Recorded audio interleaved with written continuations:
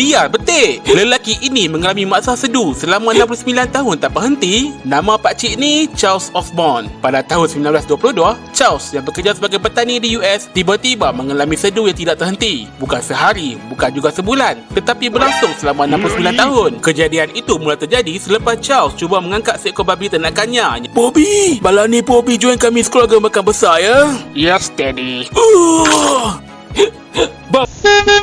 Charles mengalami sedu selama 40 kali seminit pada awalnya. Bayangkan betapa sukarnya dia menjalani kehidupan sehariannya. Sepanjang hidupnya, doktor mencuba pelbagai cara untuk menghentikan sedunya, tetapi tidak satu pun yang berjaya. Yang mengejutkan, sedu Charles akhirnya berhenti pada tahun 1990, setahun sebelum dia meninggal dunia. Dia kekal sebagai misteri perubatan hingga ke hari ini. Kisah Charles Osborne mengajar kita tentang ketabahan walaupun ia hanya sedu. Berapa lamakah anda pernah sedu tak berhenti? Kongsikan pengalaman anda di ruangan komen.